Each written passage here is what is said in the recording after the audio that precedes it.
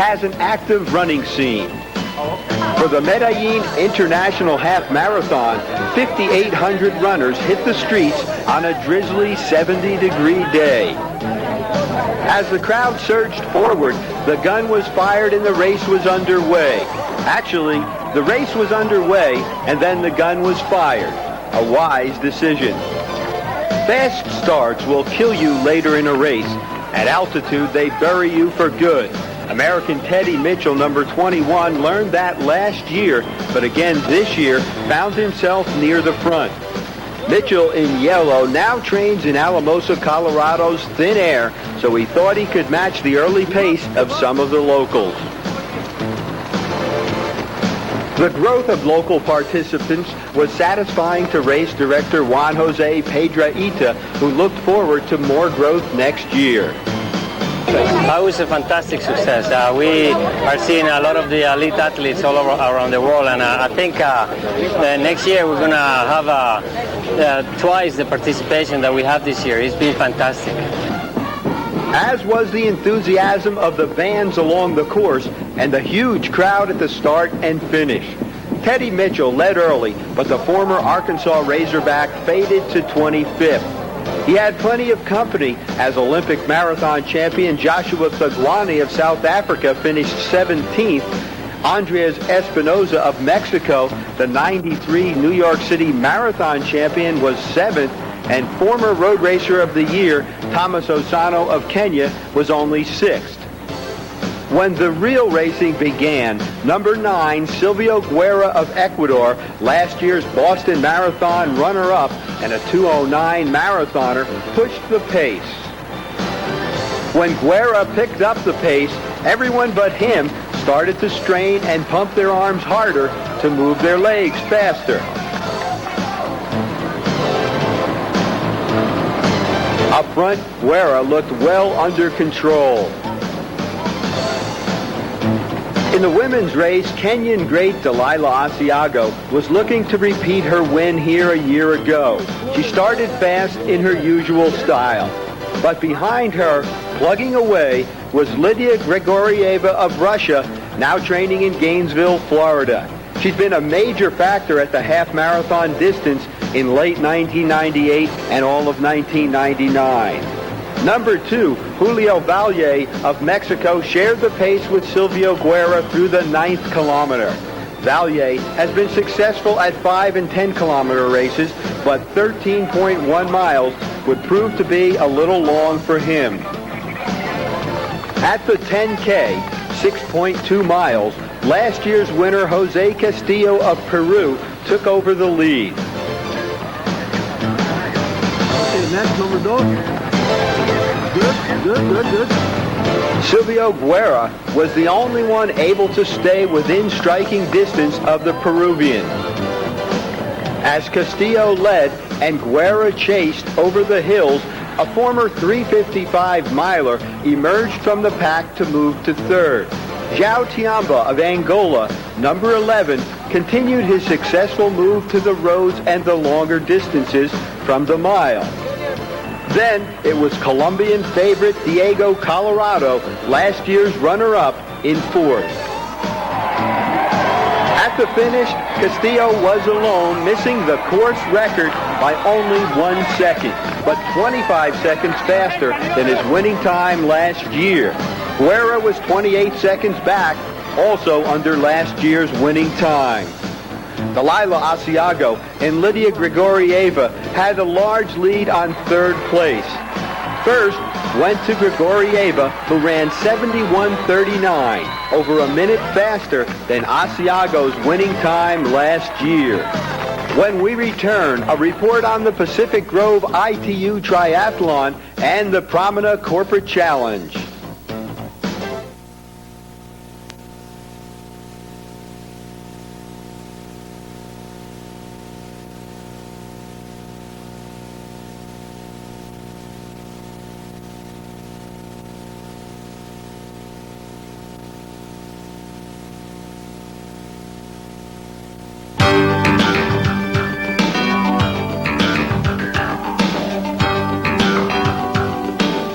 Saw Saucony running and racing continues with the triathlon at Pacific Grove on the Monterey Peninsula in California.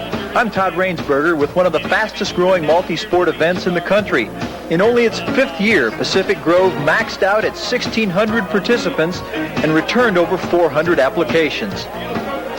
The men's elite race was similarly crowded, in part because as an International Triathlon Union, or ITU event, athletes earned points towards world rankings and Olympic trials qualification.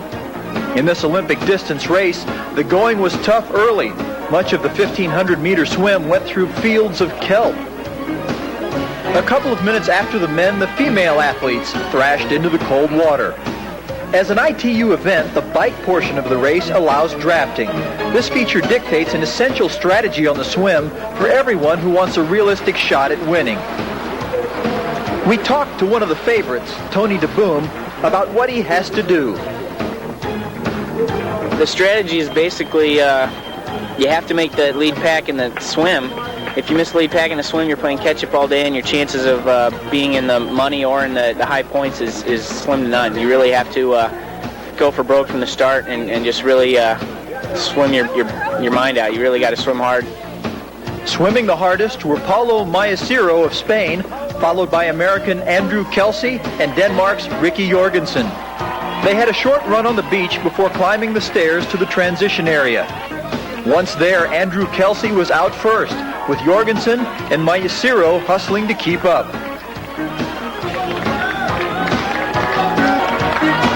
Moments later, the bike racks were crowded with swimmers, all hoping to get to that all-important lead pack. On the bike, a pack of good riders can generally move much faster than someone riding solo. A big presence at the race was 6-time Ironman champion Dave Scott, who was here with the Leukemia Society's team in training. They've got a tremendous organization. 1 in every 19 runners worldwide now are team and training leukemia members. In other words, they're raising money for the Leukemia Foundation, raised something like $65 million last year, and they've got it in running, cycling, walking, and now triathlon. And this is the first test event here in Pacific Grove, so it's a great start for our sport, and they've got 330 athletes from around the country that have raised over $1 million for the Leukemia Society. The men's lead pack formed early and was huge. 14 riders were, in theory, working together to put some distance between them and the rest of the field. But a big chase pack was working harder and would manage to catch up with the leaders before the end of the 40-kilometer ride. The women had formed a smaller lead group. Number 70, Sheila Tormina, had led early but was caught by the pack. Not surprisingly, Tormina was one of the first out of the water. She won a gold medal in the '96 Olympics in swimming. I make a lot of stupid mistakes. In swimming, it was only a 2-minute race, and I could focus for 2 minutes. But I'm learning in this sport of triathlon, I have to focus for 2 hours. And like in Switzerland last weekend, I put on someone else's bike shoes in the transition area, and then I crashed on the bike twice. So I have to be able to stay focused for 2 hours. If I can do that, then I think I'll be up there. Everybody was up there as the men came in for the 10K run. Australia's Andrew Noble led a pack of 25 athletes. The objective now was to get out as quickly as possible and avoid rush hour. Andrew Noble is best known as a duathlete, but jumped out to a lead over England's Richard Allen. From there, he was never challenged and came to the finish 13 seconds ahead of Tim DeBoom. For the women, newcomer Sheila Tormina didn't make any mistakes this time and surprised a good field with the fastest run of the day and a victory. Some days your body just gives it to you, and other days you have nothing. Today just happened to be one of those days I clicked and felt pretty strong, so you got to be thankful for those days. Up next, a corporate race of unparalleled proportions. Stay with us.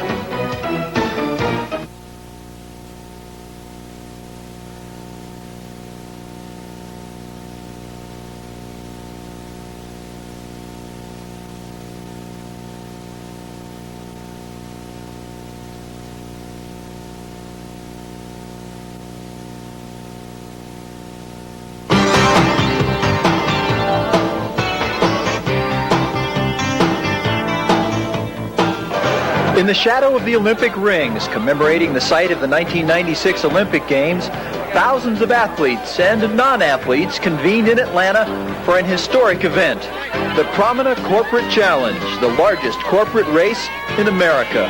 After a day at the office, nearly 25,000 workers from companies, small and large, are attracted by the opportunity to promote wellness, enhance corporate unity, and support some great charities, plus have a lot of fun. More than 600 companies compete in all kinds of categories, from best t-shirt to most participants. The Postal Service won that one with 1,700. It's great. We had a great time. We got 1,700 great employees. We got 15,000 more at home. So we're just glad to participate. It's a great cause. We have a real great crowd. They pay their own way. They come out and just have a good time. It's a really great crowd to have around. An Olympic-size aerobics class got the athletes warmed up for their 3.5-mile run or walk through downtown Atlanta. At the front would likely be two-time defending champion Malcolm Campbell.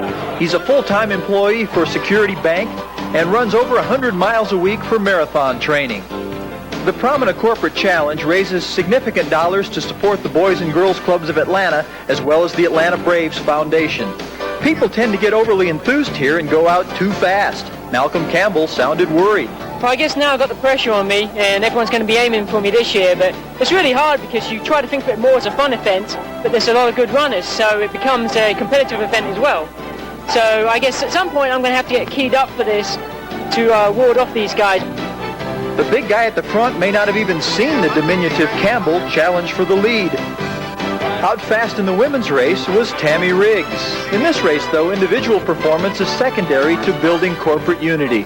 It's a team-building effort, and what happens with companies when they get involved in a fitness event like this is that they learn how to have fun together, and they interrelate between the various divisions of the company. And then they celebrate with a great picnic afterwards. Promina, of course, has promoted the wellness aspect of this, so that this is an opportunity not only for people to come out and exercise, but to realize that this is a lifestyle change that can benefit them in so many ways.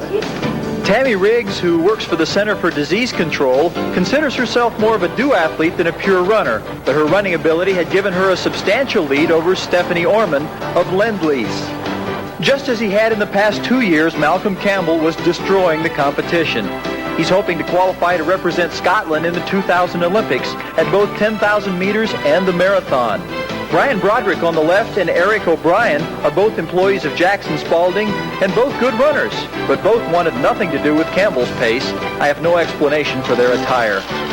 As usual, Malcolm Campbell got to enjoy the state capitol building on his own and was treated to an enthusiastic response from the thousands of walkers who had only recently passed the starting line.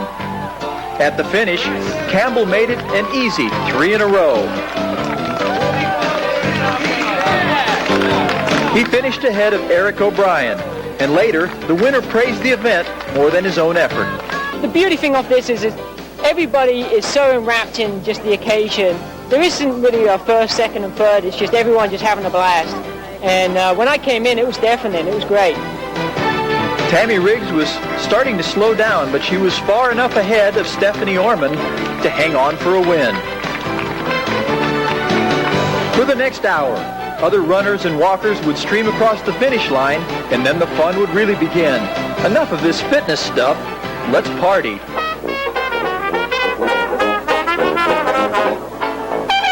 As the band plays, we'll say goodbye. I'm Todd Rainsberger for Marty LaCourie. Thanks for joining us on Saucony Running and Racing. Saucony Running and Racing has been brought to you in part by the Yellowstone IMAX Theater. Everything else is just a movie. This has been a presentation of ESPN, the worldwide leader in sports. For more, log on to ESPN.com, part of the Go Network. Go.com.